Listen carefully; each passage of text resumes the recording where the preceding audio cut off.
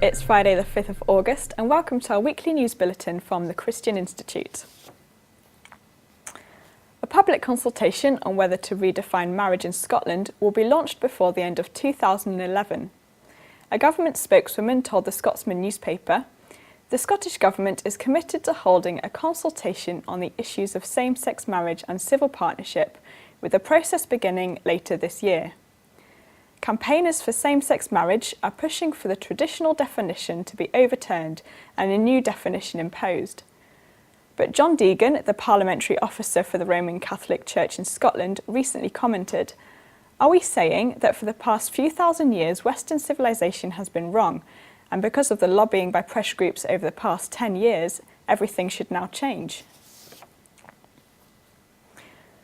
American atheists are taking legal action to remove a 20-foot cross from the September the 11th Memorial Museum in New York. The cross-shaped steel beams were found in the Ground Zero rubble shortly after the 9/11 attacks.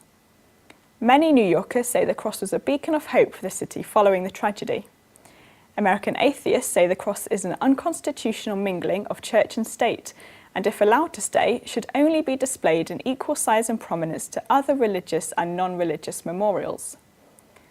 The American Center for Law and Justice called the lawsuit flawed. Chief Counsel Jay Sekulow said, "This is another pathetic attempt to rewrite the Constitution and rewrite history by removing a symbol that has deep meaning and serves as a powerful remembrance to that fateful attack." A government inquiry into the rise of Sharia councils has been abandoned after the Muslim courts refused to cooperate. Justice Minister Jonathan Ginogly disclosed that the study of Sharia councils in England with respect to family law had been halted. He said the limited findings could not be regarded as a representative assessment. Politicians and pressure groups are becoming increasingly concerned at the growing influence of Sharia law in the UK, and there are fears that Islamist radicals will now be able to continue their activities unchecked. A bill by Baroness Cox in the House of Lords would make it a crime for a Sharia court to falsely claim legal jurisdiction over family or criminal law. The bill also tackles discrimination by Sharia courts against Muslim women. Almost 200 children aged between 5 and 9 have had hospital treatment over the past 3 years for anorexia, bulimia or similar problems, according to new figures. Commentators responding to the figures said society's obsession with being thin was partly to blame. The information comes from 35 NHS hospitals, but others did not give any information, so the figures may actually be higher.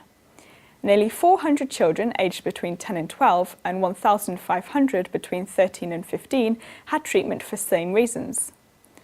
Susan Ringwood, Chief Executive of the eating disorders charity BEAT, said, "A number of factors combine to trigger eating disorders. Biology and genetics play a large part in their development, but so do cultural pressures, and body image seems to be influencing younger children much more over the past decade."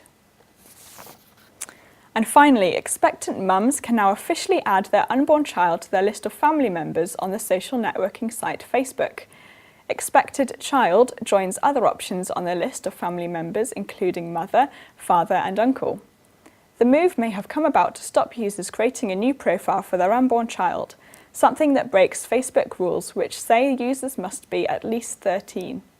The Christian Institute's Mike Judge said, "Whatever the reason, it is refreshing to see the unborn child being treated as a living human being and an equal member of the family." Well, that's all for this week. For more information and regular updates on all of our stories, plus much more, visit our website at christian.org.uk. Until next time, goodbye.